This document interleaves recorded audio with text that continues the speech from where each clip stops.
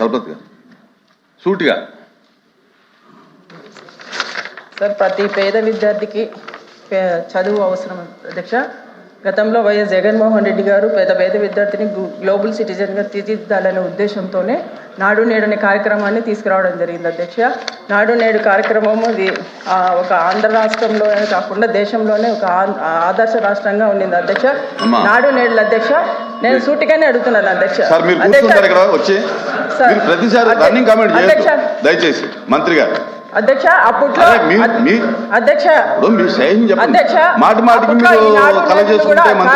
Appreciate చేయడం జరిగింది అధ్యక్ష.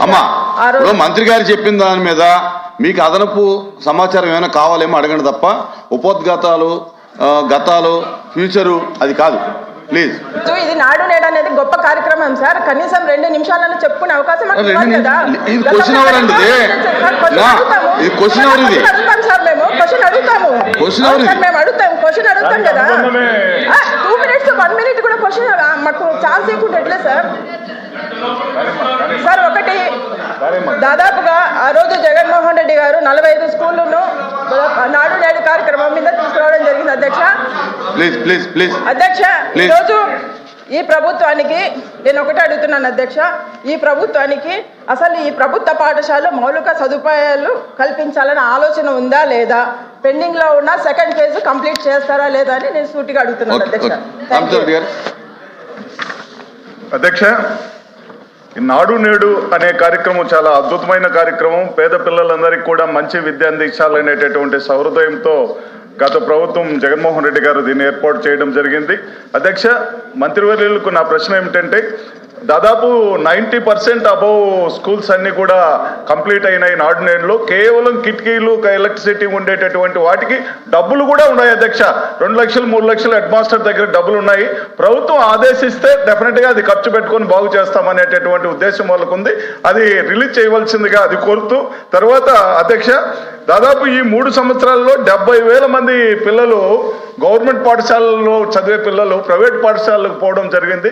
దానికి ప్రధాన కారణం ఏమిటంటే 12(1)C ఆర్టీఐ యాక్ట్ చట్టం 12(1)C వల్ల ఈ పేద విద్యార్థులంతా కూడా మొట్టమొదటి గవర్నమెంట్ సీట్లు ఫిలప్ కావాలి, తర్వాత ఎయిడెడ్ సీట్లు ఫిలప్ కావాలి, తర్వాత ప్రైవేట్ సెక్టర్లకు పోవాల్సిన అవసరం ఉంది. ఈ చట్టం వల్ల మనకు గవర్నమెంట్ పాఠశాల నుంచి ప్రైవేట్ పాఠశాలకు పోవడం, అది కూడా మనం ఫీజు రియంబర్స్మెంట్ ఇస్తున్నాం అధ్యక్ష. వాళ్ళకి ఫీజు రియంబర్స్ ఇచ్చి మనం పంపించాల్సిన ఇబ్బంది కలుగుతుంది అనేటటువంటి ఉద్దేశంతో ఈ చట్టాన్ని తమిళనాడు తర్వాత తెలంగాణ ప్రభుత్వాలు పక్కన పెట్టడం జరిగింది. కాబట్టి ఈ చట్టాన్ని పునఃపరిశీలించి దీన్ని పేద విద్యార్థులకు అందరికీ గవర్నమెంట్ స్కూల్లో ఉండేట్టుగా న్యాయం చేయవలసిందిగా నేను మినిస్టర్ గారిని కోరుతున్నాను అధ్యక్ష. మేడం గారు ఫస్ట్ ఫేజ్ గురించి మాట్లాడారు అధ్యక్ష. నేను అడిగేది ఏంటంటే, అంత చిత్తశుద్ధి ఉందంటే పేమెంట్లు ఎందుకు చేయలేదు అధ్యక్ష? మీరు పేమెంట్లు చేసేస్తుంటే ఇబ్బంది ఉండేది కాదు కదా అధ్యక్ష. ప్రజాప్రభుత్వ అధికారులకు వచ్చిన తర్వాత 500 కోట్ల రూపాయలు మేము చెల్లిస్తాం కూడా జరిగింది అధ్యక్ష. నేను చాలా స్పష్టంగా చెప్పాను. దాన్ని పూర్తి చేయనండి అధ్యక్ష, దాన్ని పూర్తి చేయనండి. మీ అన్ని ప్రశ్నలకు సమాధానం చెప్పేదానుకున్నా. పోయిన సెషన్లో విద్య సంబంధించిన మీద షార్ట్ డిస్కషన్ జరిగింది. ఆ నోడు మీరు వాకౌట్ చేశారు అధ్యక్ష. హౌస్లో ఉంటే ఆ రోజే అడుగు ఉండొచ్చు. వాళ్ళు ఎందుకు వాకౌట్ చేశారో మీరు ఆలోచించుకోండి. మీరు వాకౌట్ చేశారు కనుక సబ్జెక్ట్ మీకు తెలియట్లా అధ్యక్ష. మేము 500 కోట్ల రూపాయలు చెల్లిస్తాం జరిగింది. నెంబర్ 2 అధ్యక్ష, అద్భుతం, అమోఘం, చాలా అద్భుతమైన రిజల్ట్స్ వచ్చినాయి అంటున్నారు. వాళ్ళు ఎందుకు అధ్యక్ష నాస్ సర్వేలో మీరు పడిపోయారు? నేను సూటిగా ప్రశ్నిస్తున్నాను ఇక్కడ.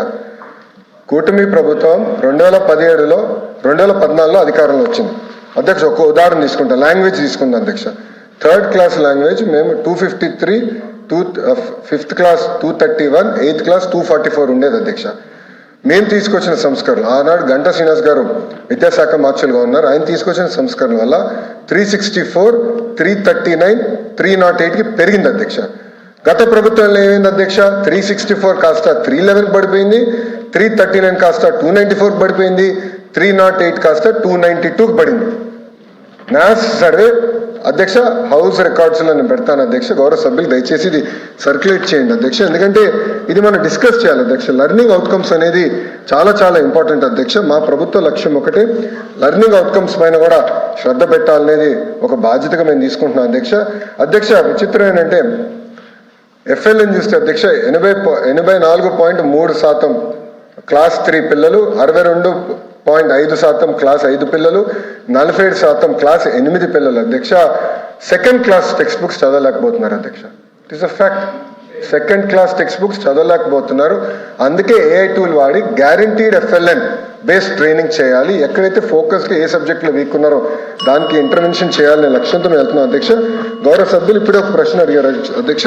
RTE గురించి గౌరవ సభ్యులు ఒక ప్రశ్న అడిగారు అధ్యక్ష. గౌరవ సభ్యులు అడిగినట్టు ఇదేంటంటే సుప్రీంకోర్టు ఆర్డర్ అధ్యక్ష. RT అనేది ఇది రాష్ట్ర చట్టం కాదు, supreme court order. It is mandatory nature, it is binding. ఒక రాష్ట్రం అమలు చేయలేదు, ఒక రాష్ట్రం చేసినది కాదు, it is binding in nature అధ్యక్ష. మాకు అవకాశం లేదు. నేను బలంగా నమ్మేది అధ్యక్ష, మేము పంపించామనేది కాదు, పోటీ పడతాం. ప్రభుత్వ పాఠశాలలు ప్రైవేట్ పాఠశాలలతో పోటీ పడాలి. పోటీ పడాలంటే ఇన్ఫ్రాస్ట్రక్చర్ తీసుకురావాలి, ఉపాధ్యాయులు నియమించాలి, 1 క్లాస్ 1 టీచర్ తీసుకురావాలి, లెర్నింగ్ అవుట్కమ్స్లో మెరుగుపరచాలి.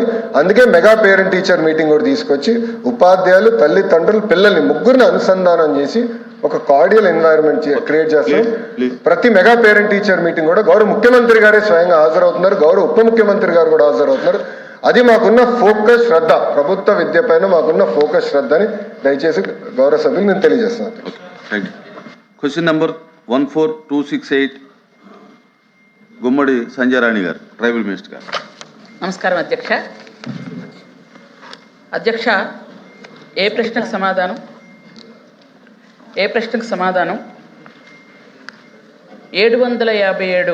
గిరిజన హాస్టల్స్లో 178,687 మంది విద్యార్థులు ఉన్నారు అధ్యక్ష. ప్రభుత్వం వారికి స్కూల్ కిట్ అంటే సర్వేపల్లి రాధాకృష్ణ విద్యార్థి మిత్ర స్కూల్ కిట్స్, అలాగే డైట్ ఛార్జెస్, కాస్మెటిక్ వస్తువులు, అలాగే bedding material, notebooks, stationery, steel ప్లేట్లు, గ్లాసులు, అలాగే బెడ్లు, త్రాగునీటి సౌకర్యం, ట్రంక్ బాక్సులు మొదలైనవన్నీ కూడా అందిస్తుంది అధ్యక్ష.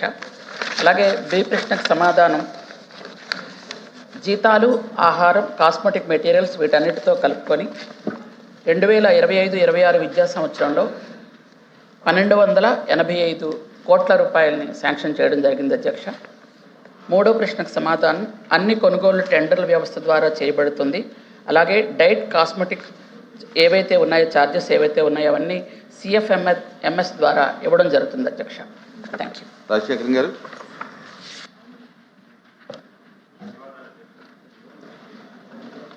ఈ ముఖ్యంగా గిరిజన సంక్షేమ హాస్టల్కి సంబంధించి మరి కూటమి ప్రభుత్వం వచ్చిన తర్వాత కొన్ని నిర్ణయాల వల్ల కొంతవరకు సౌకర్యాలు మెరుగుపడటం అనేది వాస్తవం అధ్యక్ష.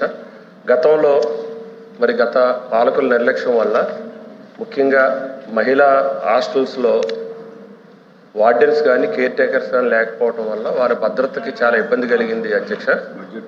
కాబట్టి మంత్రి గారిని మీ ద్వారా కోరేది ఏంటంటే మనం ఇచ్చే ఫెసిలిటీస్లో ముఖ్యంగా RO ప్లాంట్లు కానీ ఫుడ్ విషయంలో కానీ నాణ్యత ప్రమాణాలు పాటించే విధంగా చర్యలు తీసుకోవాలని, అదేవిధంగా ఎక్కడైతే షార్ట్ ఉందో ఆ వార్డెన్స్ కానీ అలాగే కేర్ టేకర్స్ కానీ వెంటనే నియమించి ముఖ్యంగా గిరిజన సంక్షేమ హాస్టల్స్ కానీ మహిళలకు కానీ భద్రత కల్పించే విధంగా చర్యలు తీసుకోవాలని మీ ద్వారా కోరుతున్నాను అధ్యక్ష. రాంభూపాల్.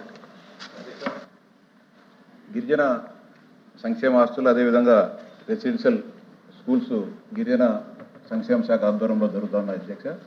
కానీ వేల కోట్ల రూపాయలు ఆ గిరిజన పిల్లల విద్యాబుద్ధులు నేర్పడానికి, అదేవిధంగా వాళ్ళకు వసతి సౌకర్యాలు కల్పించేదానికి ఖర్చు పెడుతున్నప్పటికీ కింది స్థాయిలో, క్షేత్రస్థాయిలో వాటి అమలులో కొన్ని ఇబ్బందులు జరుగుతున్నాయి అధ్యక్ష. మీ ద్వారా మంత్రి గారికి విజ్ఞప్తి చేసేది ఒకటి అధ్యక్ష, నేను ఇటీవల గిరిజన సంక్షేమ రెసిడెన్షియల్ స్కూల్ అదేవిధంగా గిరిజన సంక్షేమ హాస్టల్ పోయా అధ్యక్ష. ఉదయం 7:30కు పోయా అధ్యక్ష. ఆ రోజు ఆదివారం. ఆ రోజు మెనూలో గుడ్డు పెట్టాల్సింది అధ్యక్ష, కానీ గుడ్డు లేదు అధ్యక్ష.